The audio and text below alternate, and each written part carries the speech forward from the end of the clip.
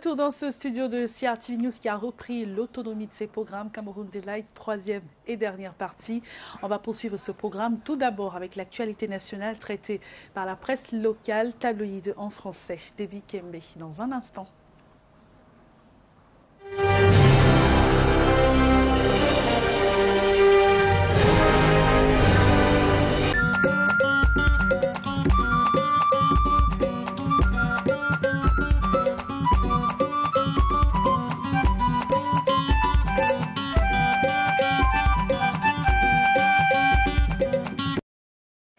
Lundi 3 mai, journée internationale de la liberté de la presse, édition spéciale pour Econews qui souligne en rouge suicide et du sursis au suicide. Le journal d'analyse et d'enquête revient sur la libéralisation de l'audiovisuel depuis 1990. Les émissions débat, source de plagiat dans les programmes de plusieurs médias. Un dossier pareil est donc abordé dans la tribune des communautés. Intégration dans ces pages 10 et 11 revient donc sur un diagnostic sur la peur dans les presses à capitaux privés et nous parle donc de la tragédie à la force pour évoquer l'aide publique. L'intégration donne la parole ce matin au docteur Olivier Billet. Et dans la même veine, c'est le jour qui donne également la parole à Aman Mana et Xavier Messé qui font donc un décryptage dans le quotidien Le Jour. Les deux héros de La Plume s'attardent sur la manipulation de la presse plongée dans le patriotisme pour mieux contrôler et museler cette dernière. Deux pages de cette journée internationale de la liberté de la presse sont évoquées dans Cameroun Tribune. Le journal de Marie-Claire Nana s'intéresse donc aux défis actuels de la presse et nous rappelle qu'il y a de cela 3 mois qu'on installait donc les premiers responsables des conseils régionaux.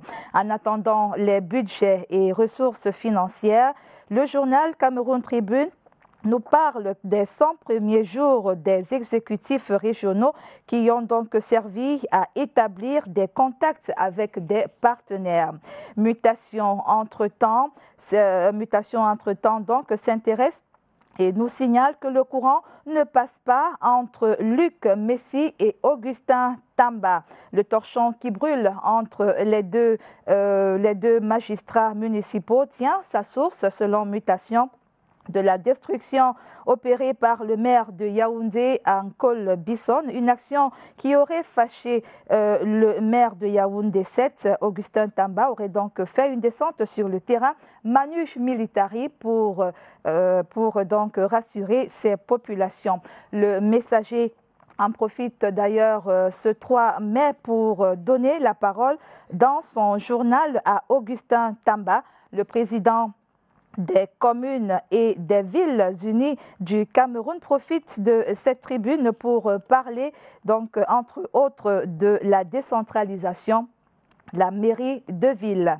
Pendant ce temps, l'œil du Sahel donc porte son regard sur les états généraux du RDPC que convoque le président de l'Assemblée nationale. Le tri hebdomadaire régional d'information du Grand Nord Cameroun met en exergue le communiqué signé par Kavaï Yeyege Djibril. Des espèces sonnantes et trébuchantes ce jour pour Ecomatin. Économie et finances s'intéressent donc aux 30% des parts de CBC que cède donc l'État à la bourse de Douala pour évoquer la restructuration bancaire. Entre-temps, Émergence note un vent de panique sur la gestion des fonds Covid-19 et parle du piège des surfacturations. Le FMI attend des réponses et Human Rights Watch dénonce et tire la sonnette d'alarme. Décor parallèle dans dans la parution de l'Albatros, qui observe ce matin que du côté du ministère des Transports, de ce côté-là, donc l'info en temps réel constate le silence et la sérénité dans ce ministère. Le patron selon donc l'Albatros, le patron du ministère des Transports, féru des choses bien faites, est au four et au moulin avec toute son équipe pour assurer les populations. Décryptage donc de cette actualité en page 7. Voilà ce qu'on peut retenir des parutions de ce lundi 3 mai 2021, journée internationale de la liberté de la presse.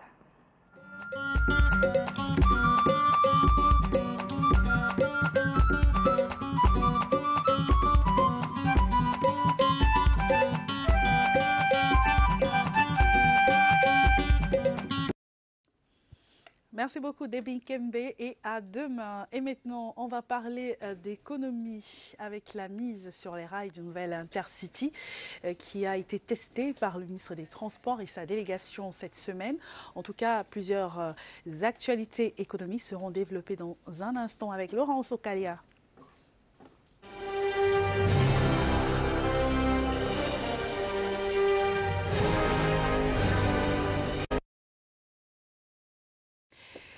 Elle sera avec nous dans quelques instants, Laurence Okalia, pour parler d'économie. On reviendra principalement sur les produits textiles qui sont toujours aussi prisés. Nous parlerons du retour du train Intercity. Vous savez très bien que cette semaine, le ministre des Transports a procédé à un essai sur la voie ferrée Douala-Yaoundé et puis Douala. En tout cas, depuis la catastrophe des écailles qui a coûté la vie à plusieurs personnes en 2016, ce moyen de transport avait été tout simplement suspendu et le gouvernement avait décidé de revoir les contours de l'organisation de la voie ferrée. On en parlera dans un instant avec Laurence Okalia. Je pense qu'elle est prête. Elle est avec nous. Bonjour Laurence. Bonjour Cathy. Comment allez-vous? Bien, et vous-même? Très bien, merci. Pourquoi le rouge? Aucune idée. À tout hasard. À tout hasard, mais bonne fête déjà. Merci, bonne fête à vous. Nous allons commencer tout de suite en parlant de textiles, de produits textiles dans la région du Nord Cameroun qui sont toujours aussi prisés et font partie intégrale de la culture des populations de cette région. Effectivement, Cathy, seulement on observe depuis quelques années une véritable invasion des pailles et autres produits venus de l'étranger, bravant souvent les mailles de la douane camerounaise. Ils inondent le marché et mettent en péril l'industrie locale. L'enquête à CRTV Nord, Luc Perimboindi. J'aime les pailles qui viennent de la Côte d'Ivoire parce que ça dure. Face à la production locale qu'ils jugent de qualité, mais hors de portée, les consommateurs et les commerçants vont désormais se ravitailler à la porte d'à côté. Le Nigeria et le Bénin sont les destinations les plus courues. Les produits SICAM, on trouve un peu rares dans le marché. Même, en trouvant même, c'est plus cher. On utilise plus les produits importés. Elle est manifestement révolue. L'époque où la SICAM battait des records de vente, 30 à 40 millions de chiffres d'affaires jour, pour les seules régions septentrionales, avec son wax, dont raffolent les habitants du Nord, mais qui se fait de plus en plus rare dans le circuit de production locale. Tout le septentrion, c'est le wax qui marche. Moi, je peux l'appeler comme un produit d'appât. C'est-à-dire quand il est dans nos boutiques, les gens viennent. Et les femmes du Nord ont toujours aimé le wax, tout ça. L'administration a beau multiplier les opérations de terrain pour dissuader les contrebandiers et protéger l'économie de l'invasion des produits étrangers, le phénomène tarde à être éradiqué. Il y a beaucoup d'autres produits qui rentrent, effectivement, qui font une concurrence déloyale à notre industrie locale. Et rassurez-vous, c'est un travail que nous faisons constamment et les contrevenants sont sanctionnés conformément aux lois et règlements de la République. Contrebande, contrefaçon et porosité des frontières, les chantiers et les défis sont nombreux et n'ont rien d'une sinécure. Mais il faut préserver et sauver l'industrie du textile local. L'enjeu en vaut donc la chandelle. Alors Laurent, c'était encore un peu plus difficile à l'occasion de la célébration de la Fête internationale du travail. Comme vous le savez, chaque année, SICAM et autres, des structures très sollicitées. C'est un manque à gagner quand même. Effectivement, mais ça a été compensé par les produits de la Sodecotton, puisque c'est les t-shirts qui ont été le plus consommés ce 1er mai. Donc... Très bien. Maintenant, on va parler d'un éventuel retour du train Intercity depuis la catastrophe des ECA depuis 2016. On sait que l'activité avait été suspendue pour être peut-être mieux organisée. Effectivement, un voyage test a donc été effectué avec à bord le ministre des Transports Jean-Enes Masséna Galeb-Ibé, à la suite une forte délégation composée d'autorités administratives, politiques et traditionnelles. Et présent donc à l'arrivée, Franck Evina.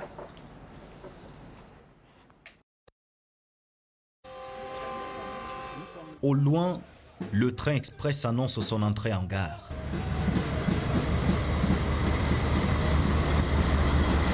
Dispositif d'accueil spécial, raid d'honneur, animation folklorique pour les passagers VIP. Au hall, des félicitations pour l'équipage qui a conduit le train à bon port. Ça fait plusieurs années que nous travaillons à cette reprise et nous sommes heureux de savoir que ces efforts aboutissent. Voyage test réussi, passagers comblés, un peu plus de 5 heures de trajet avec escale, mais personne n'a vu le temps passer. Très bien organisé, les conditions particulières, c'était bon. Un très bon voyage. Des témoignages qui rassurent après la catastrophe ferroviaire du 21 avril 2016. Nous avons espoir que Camrail va réussir à restaurer la confiance avec le voyageur camerounais. L'engin est sur les rails, la date de la reprise du trafic reste attendue. Impatients, de nombreux voyageurs prêts à embarquer quand le train express sifflera. Alors Laurent, si on parlait de l'autoroute Yaoundé-Simalène pour une meilleure desserte de l'aéroport international de Yaoundé. Les travaux sont engagés depuis 2013, Cathy, et le projet est divisé en 2 sections, une section race campagne et une section rurale, urbaine, autant pour moi. Il est porteur de très belles promesses et en matière de fluidité de la circulation. Élément de réponse donc dans ce reportage de Rodrigue Bertrand Chueno. C'est dans un décor de soleil couchant que le ministre Ketia est arrivé sur le chantier du lard municipal. Les différents responsables du projet lui ont présenté le chemin déjà parcouru par les travaux, arrachant au maître d'ouvrage des félicitations. Je suis très heureux de ce que le travail a commencé effectivement. Tel que ça a commencé, le planning sera exécuté, c'est-à-dire que pendant la CAN, ce sera propre. Même si le chantier se finira fin décembre 2022, ce sera un chantier qui montrera que le chef de l'État a transformé le Cameroun en grand chantier. Et j'ai simplement invité l'entreprise à faire corps avec l'approche du MINDU, c'est-à-dire travailler en temps réel avec nos collaborateurs. Toute la matinée du ministre fut consacrée à la visite de 7 chantiers liés à la mobilité urbaine pendant la prochaine CAN. Ici, elle a prescrit le changement du mode opératoire, le travail de jour comme de nuit par la multiplication des équipes, la libération des emprises des différents projets par la commune de Yaoundé afin que les travaux soient achevés dans 5 mois. Et si vous le voulez bien, on va terminer, Laurence, par le chiffre du jour, 11,5 milliards de francs CFA. Qu'est-ce que ce montant représente? Eh bien, Cathy, c'est le bénéfice net enregistré par la société camerounaise de palmeraie, la Socapalm, en 2020. Ce chiffre laisse apparaître une baisse de plus de 700 millions de francs CFA en glissement annuel. Relève les états financiers de l'entreprise. Cette performance survient dans un contexte marqué par la pandémie à coronavirus et qui n'a cependant pas eu d'impact sur la demande d'huile sur l'étendue du territoire national. C'est ce qu'on apprend des opérateurs de la filière. C'est que officiellement, le Cameroun affiche un déficit structurel annuel de 130 000 tonnes d'huile de palme. Merci beaucoup Laurence Okalia d'avoir été avec nous et à lundi prochain. C'est moi qui vous remercie, Cathy. Cameroun Delight se poursuit tout à l'heure à 7h. Le journal en anglais sera présenté par Baldwin Sama. Je vous retrouve juste après les informations pour la suite de ce programme.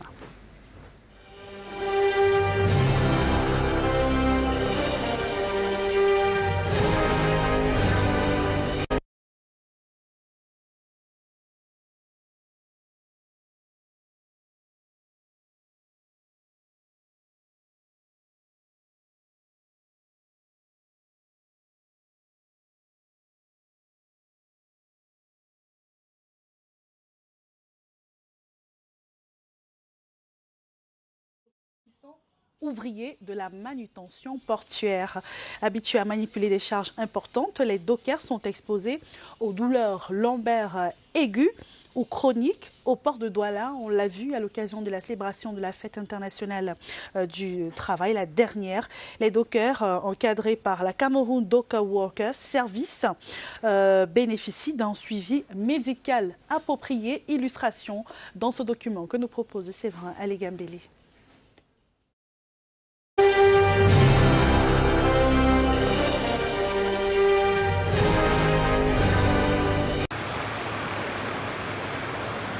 Dans l'activité quotidienne au port autonome de Kribi, dans les eaux fluviales du Vouri à Douala, il existe une catégorie de travailleurs dont on ne parle pas beaucoup.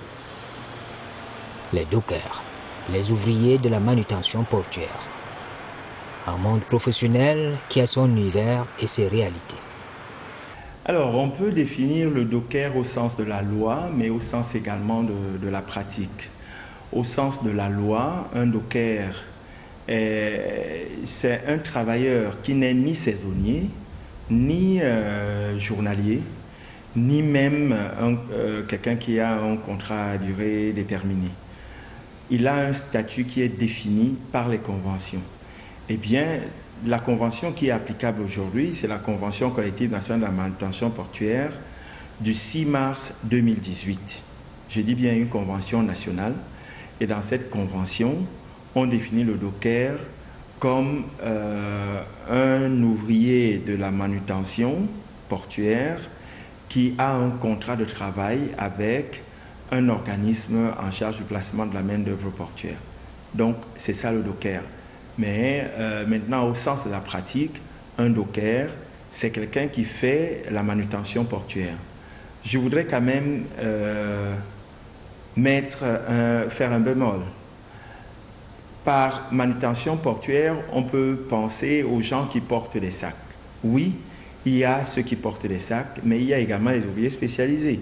Un chauffeur, il y a des dockers chauffeurs, il y a des pointeurs chauffeurs, il y a des transpalettiers chauffeurs, il y a des mouillés chauffeurs, c'est-à-dire un peu comme des plongeurs, mais qui travaillent dans l'eau.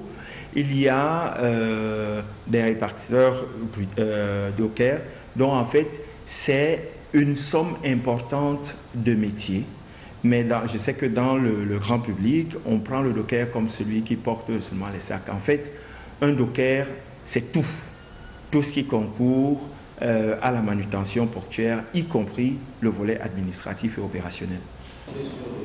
En prélude à la fête du travail célébrée cette année, sans tambour ni trompette, en raison de la Covid-19, la santé de cette catégorie sociale est digne d'intérêt. À Douala précisément, le centre médical Jean-Claude Genoni, tout à côté de la préfecture de Vouri, a ouvert ses portes au public. Cette structure médicale accueille le grand public et spécifiquement les dockers.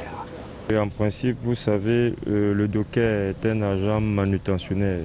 Et quand on dit manutention, on est censé déplacer des charges. Donc, ce qui fait que les maladies qui sont récurrentes ici chez nous, c'est le mal de dos, le mal d'articulation. C'est un peu ça. Concernant la prise en charge, il n'y a pas de souci. Tout va pour le mieux. Les installations sont les meilleures. Et les médecins, c'est-à-dire le médecin chef, le médecin adjoint, ils prennent vraiment leur travail au sérieux, puisque c'est le docker qui fait vivre la maison. Appelés à manipuler des charges lourdes, les dockers courent un type de risque sanitaire bien identifié. Vous savez déjà, les dockers, ils sont très nombreux. Ils sont 1800. Et parmi les 1800, on rencontre assez de personnes qui ne sont pas allées à l'école. Beaucoup sont comme ça. Et dans cette population, il y a une question d'hygiène de vie.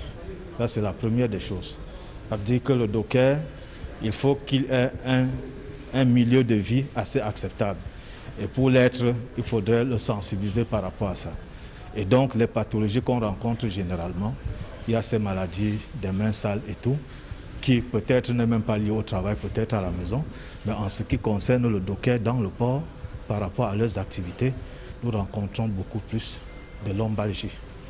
Parce qu'ils exercent une pression sur le dos à chaque fois qu'ils doivent porter une charge. Les lombalgies sont vraiment fréquentes. Et puis, il y a aussi parfois, n'oublions pas les accidents de travail. Ça aussi, c'est beaucoup, parce que généralement, le docker, c'est quelqu'un qu'il faut sensibiliser tous les jours, même par rapport à la protection de son propre organisme, de son propre corps.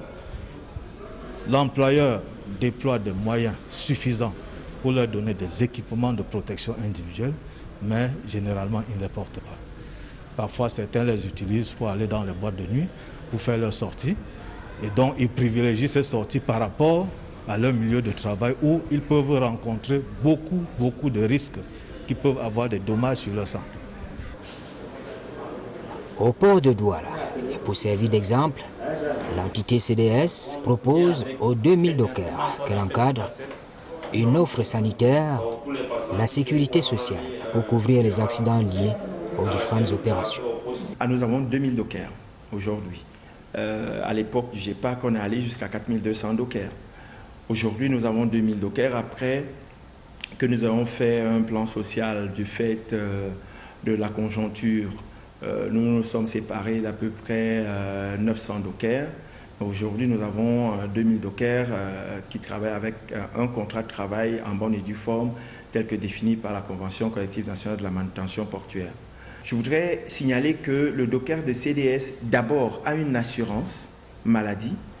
Il est couvert à 100% avec un volet qui permet de couvrir y compris les accidents qu'il aurait eu lors de ses activités domestiques. La conséquence est que quelle que soit la maladie que peut avoir un docker et quel que soit l'incident ou l'accident dont peut être victime un docker, il est totalement pris en charge. Pour parler simplement, un docker, il a un accident lors des opérations, ce que nous ne souhaitons pas. Il y a une ambulance qui est placée à bord des quais, qui le récupère et l'amène au centre médical. Il est totalement pris en charge, les examens sont faits, s'il a besoin de radio, la radio est faite, s'il a besoin d'une opération, l'opération est réalisée et il a droit aux médicaments sans toutefois qu'il ait dépensé un franc. De même, s'il venait à faire un accident à la maison, suite même à un risque avec un des membres de sa famille, il vient à l'hôpital, il est totalement pris en charge comme s'il avait été blessé lors des opérations au travail. Et je vais ajouter, s'il arrive ce que nous ne souhaitons pas, et heureusement d'ailleurs les statistiques sont extrêmement faibles, sinon infinitésimales, s'il arrive qu'il décède même de suite d'un accident de circulation en route ou de suite de maladie, il bénéficie des frais funéraires de 1 million de francs. Et s'il décède suite à un accident de travail, il bénéficie des frais funéraires de 2 millions de francs. Donc je pense que le docker de CDS est suffisamment pris en charge pour qu'il puisse effectuer son travail en toute sérénité et réaliser des performances au profit de nos clients à Kony. Nous avons la médecine du travail qui est l'ADN d'ailleurs de notre hôpital, de cette polyclinique, avec d'ailleurs comme médecin-chef un médecin du travail. Mais il y a la médecine générale avec des médecins permanents. Il y a à côté de cette médecine générale les médecines de spécialité. Nous avons la cardiologie, nous avons la rhumatologie, nous avons l'ORL, nous avons la gynécologie, nous avons la pédiatrie, nous avons la diabétologie, l'endocrinologie, nous avons la kinésithérapie.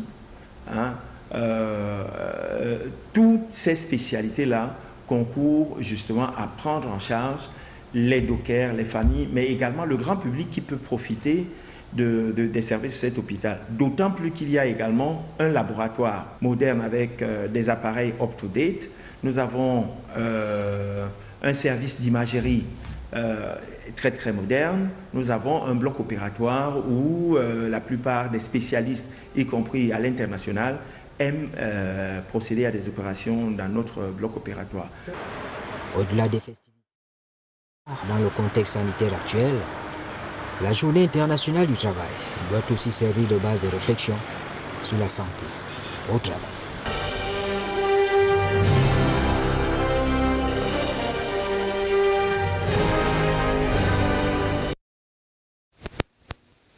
Merci beaucoup, Séverin Alegambélé, pour toutes ces informations qui concernent les dockers. Et maintenant, on va prendre l'agenda de cette journée.